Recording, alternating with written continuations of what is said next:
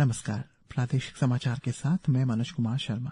केंद्रीय ऊर्जा मंत्री मनोहर लाल ने आज नई दिल्ली स्थित श्रम शक्ति भवन में अरुणाचल प्रदेश के उप मुख्यमंत्री चाउना मेन, मेघालय के ऊर्जा मंत्री मेतवा लिंगदो और मिजोरम के ऊर्जा मंत्री एफ रोडिंग लियाना के साथ पूर्वोत्तर राज्यों में ऊर्जा क्षेत्र से जुड़े विभिन्न मुद्दों पर व्यापक चर्चा की।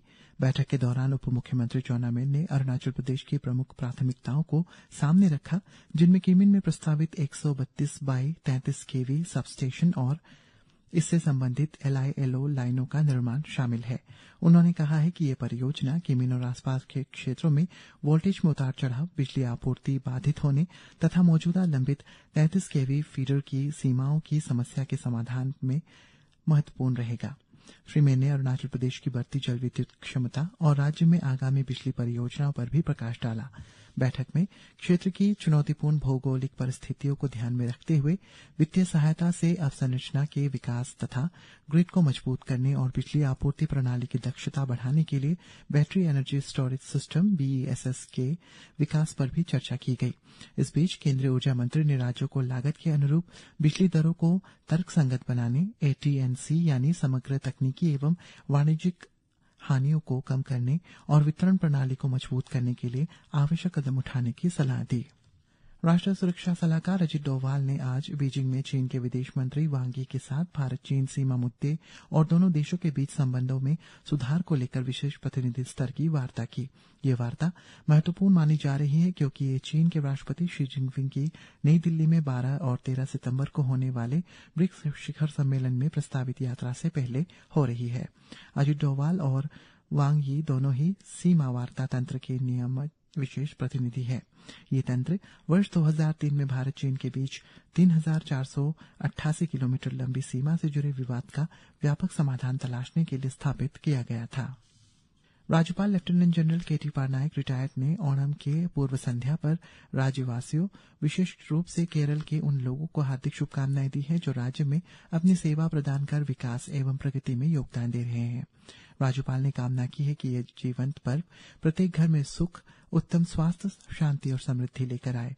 अपने संदेश में राज्यपाल ने कहा है कि ओणम भारत के सबसे प्रिय फसल उत्सवों में से एक है, जिसे पूरे उत्साह और कृतज्ञता और सांस्कृतिक भव्यता के साथ मनाया जाता है। उन्होंने कामना की है कि ओणम की भावना सभी के हृदय में आनंद का संचार करे, भाईचारे के बंधन को मजबूत बनाए और अधिक सौहार्दपूर्ण, समृद्धि एवं समावेशी समाज के निर्माण के लिए मिलकर कार्य करने की प्रेरणा दे। दिबांग वैली उपायुक्त यशवंत मीणा ने आज आनिनी में दिबांग वैली जिले की जिला योजना समिति की एक बैठक की अध्यक्षता की। ये बैठक वित्तीय वर्ष 2026-27 के लिए ग्राम पंचायत विकास योजनाओं और जिला परिषद विकास योजना को तैयार करने और उन्हें मंजूरी देने के लिए आयोजित की गई। बैठक को संबोधित करते हुए उपायुक्त ने सभी पंचायती राज प्रतिनिधियों से कहा है कि वे लोगों के सर्वांगीण विकास और कल्याण के लिए बेहतर तालमेल, पारदर्शिता और प्रतिबद्धता के साथ अपनी जिम्मेदारियों का पालन करें। लोअर दिबांग वैली जिले के रोइंग DC कॉन्फ्रेंस हॉल में पंचायत राज संस्थाओं यानी PRI सदस्यों के लिए बेटी बचाओ बेटी पढ़ाओ पहल पर एक ओरिएंटेशन कार्यक्रम आयोजित किया गया, जिसका उद्देश्य बालिकाओं के अधिकारों, सुरक्षा, शिक्षा और सशक्तिकरण को बढ़ावा देने में जमीनी स्तर पर भागीदारी को मजबूत करना था। कार्यक्रम में PRI सदस्यों और विभिन्न सरकारी विभागों के प्रतिनिधियों सहित लगभग 50 प्रतिभागियों ने हिस्सा लिया। तवांग उपायुक्त नामग्याल लांगमोक ने आज पुलिस अधीक्षक तासी दारांग द्वारा लिखित कहानियों के संग्रह फायरसाइड टेल्स का विमोचन किया। ये पुस्तक स्थानीय कहानियों, संस्कृति और विरासत की समृद्धि का उत्सव है, जिसका उद्देश्य बहुमूल्य कथाओं और स्मृतियों को आने वाली पीढ़ियों तक पहुंचाना है। पुस्तक की भूमिका मुख्यमंत्री पेमा खांडू द्वारा लिखी गई है, जबकि इसका चित्रांकन मिच तारुंग द्वारा किया गया है। इस अवसर पर उपायुक्त ने पुलिस अधीक्षक के इस रचनात्मक प्रयास की सराहना की।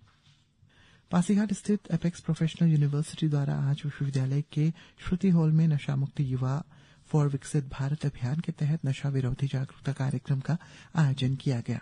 कार्यक्रम का उद्देश्य विद्यार्थियों को नशीली दवाओं के सेवन और मादक पदार्थों की लत के हानिकारक प्रभावों के प्रति जागरूक करना तथा उन्हें स्वस्थ, जिम्मेदार और नशा मुक्त जीवन शैली अपनाने के लिए प्रोत्साहित करना था।